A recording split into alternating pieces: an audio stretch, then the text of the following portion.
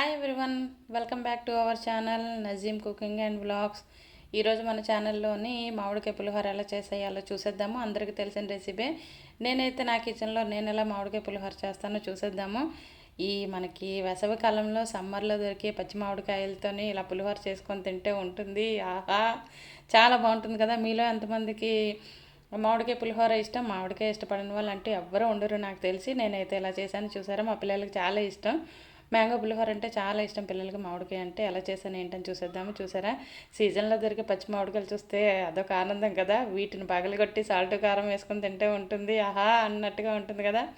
మీకు ఇష్టమా? చెప్తుంటేనే నోట నీళ్ళు వస్తున్నాయి కదా. మామిడికాయ ముక్కలోని సాల్ట్ వేసుకొని తింటే ఎంత బాగుంటుందో. అలాగే ఇందులో ఒకటి పండిపోయిన మాడి ముక్క కూడా ఉందండి. దీన్ని ఇప్పుడైతే చిన్న చిన్న ముక్కలుగా కట్ చేసేద్దాము. మనం ఇవి పొడవుగా తురుముకొని చిన్న చిన్న పీసెస్గా వేసుకోవచ్చు. లేదంటే మనకి దగ్గర కీర ఉంటుంది కదా, దాంతో ఇలాగా కోరుకొని చేసుకున్నా సరే బాగానే ఉంటుంది. ఇందులో ఒకటి నాది పండుగ ఉండటం వల్ల కోరడానికి అంతగా ఈజీగా రాలేదనమాట. నేనైతే తర్వాత చిన్న చిన్న పీసెస్గా కట్ చేశాను. మామిడికాయ అనేది చాలా ఫాస్ట్గా కుక్ అయిపోతుంది కాబట్టి మనం చిన్న చిన్న పీసెస్గా కట్ చేసుకోవచ్చు. లేకపోతే ఇలా తురుముకున్నా పర్వాలేదు.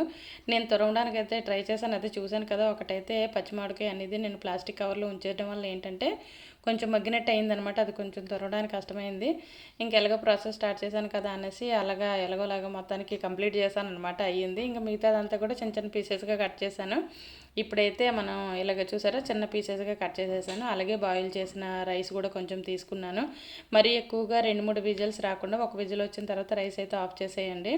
తీసిన తర్వాత ఇలాగ కొంచెం వేరుశనగ పలుకులు, పచ్చికరివేపాకు, అలాగే పోపులు, కొంచెం ఏమొచ్చి పచ్చిమిర్చి, నేనైతే ఎండుమిర్చి తీసుకోనండి పులిహోరలోకి. అలాగే మనకి చింతపండు పులిహోరలోకి అయితే ఎండుమిర్చి వేస్తాను, కానీ మామిడికాయ పులిహోరలోకి అయితే నేనైతే ఎండుమిర్చి వేయను. ఇలా వేసిన తర్వాత కొంచెం అల్లం చిన్న చిన్న ముక్కలుగా వేసుకుంటే టేస్ట్ బాగుంటుంది. ఇలా వేసిన తర్వాత ఇవి బాగా దూరగా మగ్గిపోయి కాబట్టి ఇప్పుడైతే నేను సన్నగా తరుక్కున్న మామిడికాయ ముక్కలు అయితే వేసేస్తున్నాను. స్మెల్ అయితే మామూలుగా రావట్లేదంటే మంచి స్మెల్ వస్తుంది. తింటే భలే ఉంటుంది కదా మామిడికాయ. మనకి మామిడికాయ కోసం తలుచుకుంటేనే నోటంటే నీళ్ళు వస్తాయి కదా. చూసారా, మన తాలింపు అయితే దగ్గరగా పడుతుంది కదా. చాలామంది అంటే పులిహోర తాలింపు అంటే ఫస్ట్ వేరుశనగ పలుకులది తీసి సపరేట్ చేసి తర్వాత పోపులు తర్వాత ఇవన్నీ వేసి చేస్తారు, కానీ నేనైతే ఇలా డైరెక్ట్గానే వేసేస్తాను. చాలా సింపుల్గా, ఎక్కువ హంగామా చేయకుండా ఇలా సింపుల్గా కూడా చేసుకోవచ్చు. ఇలాగైనా సరే టేస్ట్ అయితే చాలా బాగుంటుంది మనకి. అంటే మన వేరుశనగ పళ్ళు ఫస్ట్ తీసి లాస్ట్లో యాడ్ చేసుకున్నాం అంటే కొంచెం కరకరలు ఆడుతూ ఉంటాయి అనమాట. అలా కాకుండా ఇలా వేసుకున్నా సరే బాగుంటుంది. చూసారా, మన పోపు అయితే రెడీ అయిపోయింది.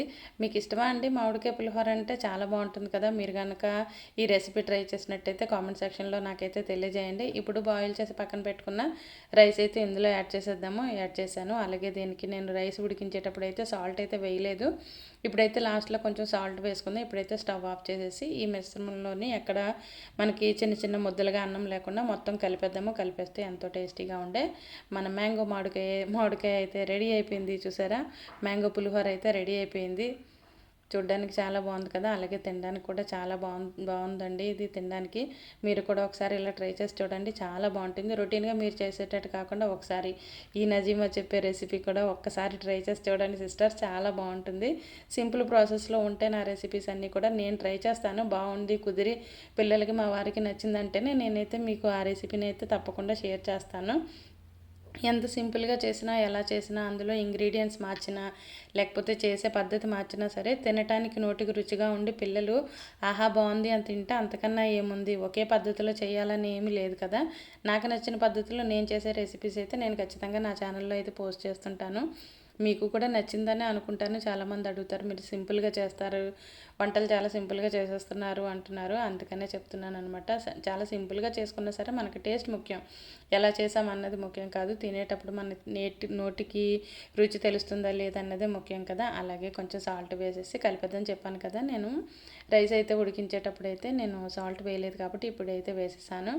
చాలా బాగుంది కదా, కలర్ కూడా బాగా వచ్చింది. అలాగే మనం తినేటప్పుడు మనకి మామిడికాయ లైట్గా పులుపు తగులుతూ ఉంటే చాలా బాగుంటుంది. అసలు చింతపండు పులిహోర కన్నా ఈ మామిడికాయ పులిహోర అయితే చాలా బాగుంటుంది. మీకైతే వీడియో నచ్చింది అనుకుంటున్నాను. Please support Nazeem cooking and vlogs. అలాగే మీ ఛానల్ ఫస్ట్ టైం చూస్తున్న వాళ్ళైతే ఛానల్ అయితే సబ్స్క్రైబ్ చేసుకోండి. అలాగే పాత వాళ్ళైతే ఛానల్ అయితే సపోర్ట్ చేయండి. ఇలాంటి మంచి మంచి రెసిపీస్ కోసం please visit Nazeem Nisha cooking and vlogs. Thank you for watching this video.